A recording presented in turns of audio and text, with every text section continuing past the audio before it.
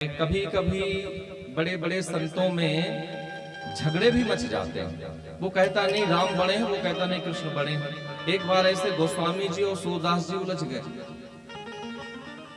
शायद आप लोगों ने कथा सुनी होगी ये।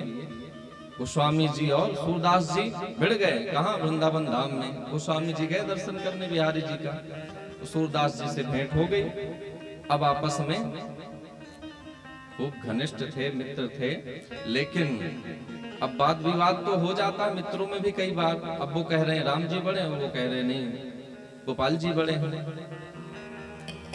अब जब ऐसा होने लगा, थोड़ा सूक्ष्म बताएंगे,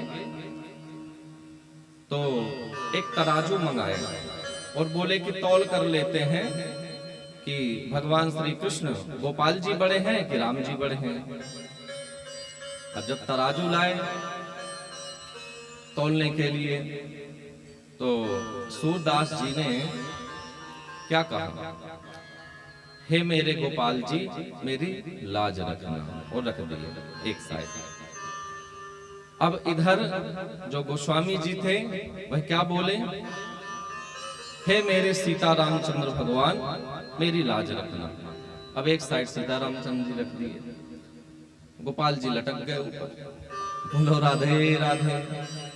अब जब गोपाल जी लटक गए तो इधर सूरदास जी का मुंह भी लटक गया। अब भयानक क्रोधित हुए। इतने टाइम से मैं आपकी सेवा कर रहा हूँ, पूजा कर रहा हूँ, भजन कर रहा हूँ, भोग लगा रहा हूँ, सुबह 4 बजे से आपके लिए जगता हूँ, और आज जरा सी बात के लिए आपने मेरी इंसल्ट करा दी, बेइज्जती करा दी। अरे थोड़ा भारी हो जाते तो क्या फर्क पड़ता था। अब ऐसे गोपाल जी से थोड़ा तीव्र गति से बोलने लगे। गोपाल जी बोले, अरे सूरदास जी जरा धैर्य से बोलिए। बोले कि इसमें मेरी कोई गलती नहीं है। अच्छा, मेरी बेइज्जती भी करवा दी और फिर भी कह रहे हो मेरी कोई गलती नहीं है? ऐसे कैसे गलती नहीं, बताओ फिर मुझे। देखो आप ध्यान देना। सूरदास जी से गोपाल जी कहते हैं जरा ध्यान से सुनना। क्या?